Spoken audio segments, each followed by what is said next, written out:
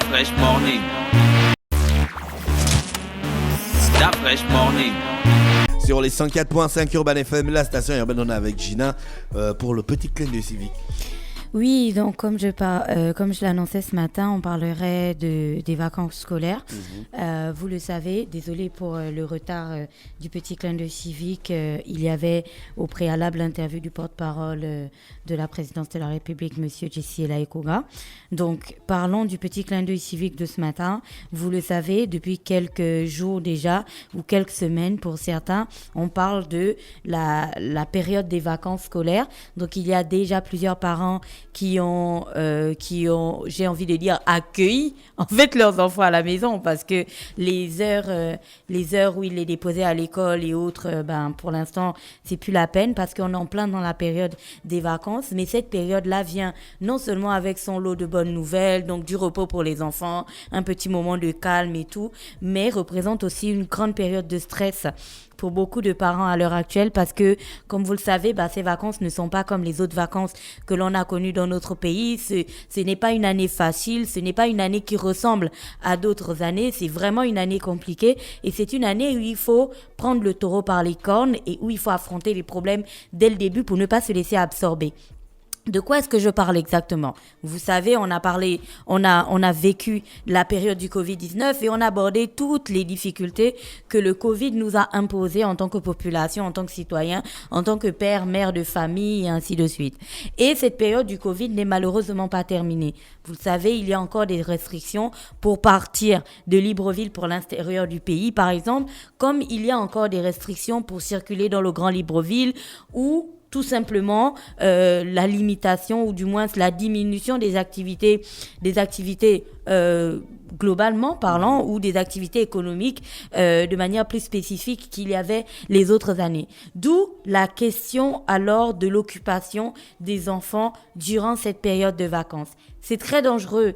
Cette période des vacances est très dangereuse parce que, étant donné qu'il n'y a pas grande activité dehors, la plupart des espaces de divertissement restent encore fermés. S'ils sont ouverts, ça reste encore inaccessible pour une bonne partie de la population, parce que les coûts et autres, et surtout les difficultés économiques que beaucoup de ménages ont connues. Donc, les espaces de divertissement restent encore inaccessibles pour beaucoup de personnes. À côté de ça, tu as la période où on se disait, tu prends les enfants, tu les envoies en vacances au village ou dans les provinces et autres. Ça devient très compliqué parce que ce soit le voyage en train, en voiture ou en avion, ça reste encore inaccessible, mais très compliqué aussi pour plusieurs familles, parce que il y a toutes ces restrictions de test Covid, d'autorisation de sortie du Grand Libreville, c'est une batterie de choses en fait qui rendent ces activités-là difficiles. Et il reste aussi le côté où tu sais que la période des vacances était la période adéquate pour certaines familles pour envoyer en fait leurs enfants faire ce qu'on appelait des petits métiers, des jobs de vacances en fait, histoire de gratter un peu d'argent pour pouvoir se payer ses fournitures scolaires. Chose qui peut être difficile cette année parce que, comme tu le sais, tout le monde serre la ceinture. Alors qu'est-ce que ça peut causer? Pourquoi je disais que cette période de vacances est très dangereuse? Parce que nous connaissons tous l'adage qui dit l'oisiveté est mère de tous les vices. C'est-à-dire qu'au moment où je suis en train de parler et que les parents sont au travail, si vous avez de tout petits enfants, l'oisiveté va faire en sorte qu'ils passent de longues heures, mais des heures interminables devant la télé ou sur Internet, avec bien entendu une surconsommation de toutes les fake news et surtout de tous les contenus qu'ils ne doivent pas du tout regarder, que ce soit sur les réseaux sociaux ou à la télévision. Et ça, comme on le dit, la télé, ça ramollit le cerveau, tu vois. Donc, c'est dangereux pour cette partie-là des enfants. Après, tu as ceux qui sont vraiment dans l'adolescence. Et ceux-là, ce sont les plus difficiles parce que tu ne peux pas les contrôler. Tu as la partie où les hormones bouillonnent, tu as tout ça. Et au moment où tous les parents sont au travail, tu ne peux pas anticiper sur ce que tes enfants font. D'ailleurs, le porte-parole en parlait ce matin, la question des grossesses précoces et la question des avortements clandestins restent des questions capitales dans notre pays. Sauf que, tu le sais, c'est un secret de polichinelle que de dire que le mélange saison sèche, oisiveté, ça nous conduit à quoi? La preuve, durant les vacances, dès qu'on voit que le temps se rafraîchit un petit peu et qu'on est à la période des vacances, tout le monde dit la rentrée va être vraiment très arrondie, parce qu'on sait qu'à la rentrée des classes, il y a plusieurs jeunes filles qui reviendront enceintes. C'est en ça aussi que cette période des vacances est très compliquée. C'est pour ça que j'avais envie de faire cette rubrique ce matin, pour rappeler à tous les parents que vous devez absolument être conscients que cette période de vacances ne ressemble pas du tout à une autre, ne ressemble pas du tout aux précédentes. Et vous gagnerez, on gagnerait tous à commencer à se poser et à réfléchir à comment occuper nos enfants durant cette période.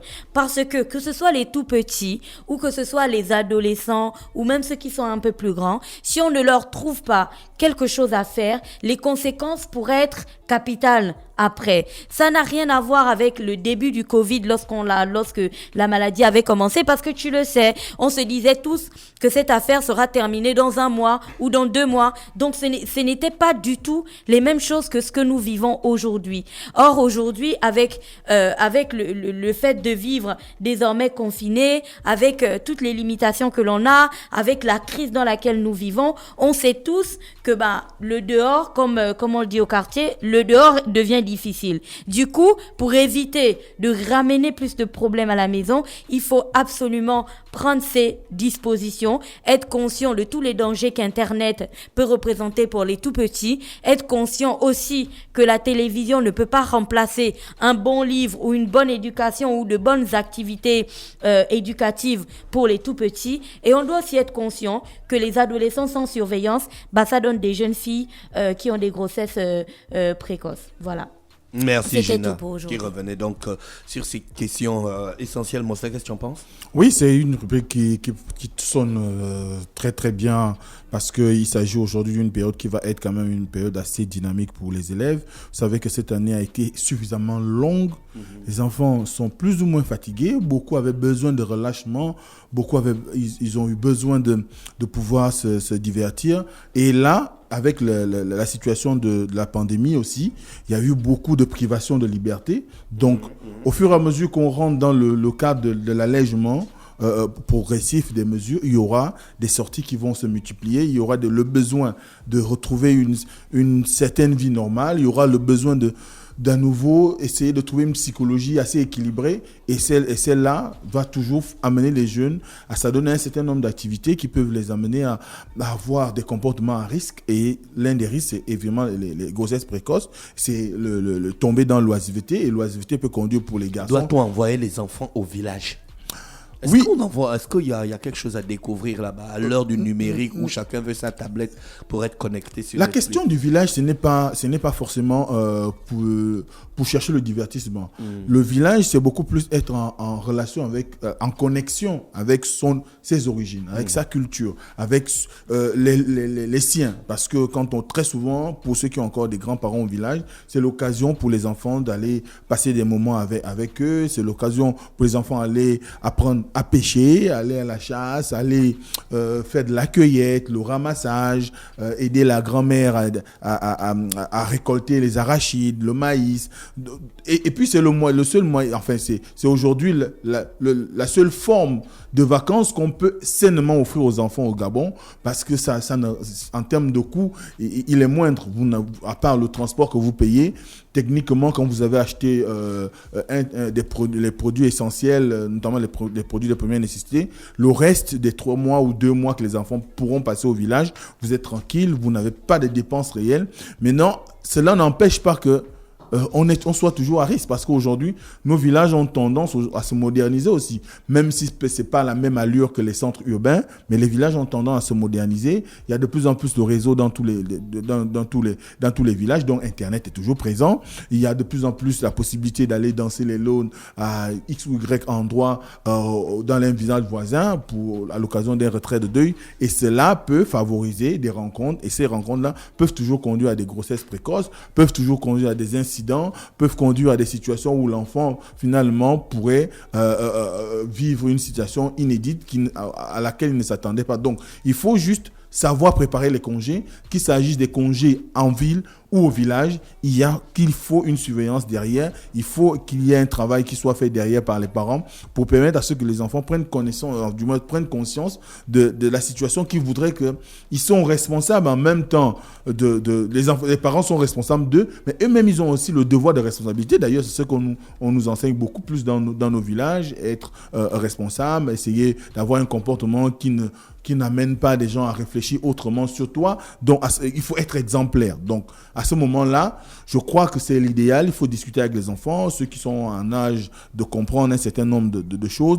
Et puis maintenant, les plus jeunes, il faut juste doubler de vigilance. Merci, moi, je l'ai rappelé qu'on était dans le petit clin d'œil civique avec Gina ce matin sur les 104.5 Urban FM, la station urbaine. Après la musique, on va retrouver Pépé. Stop Fresh Morning.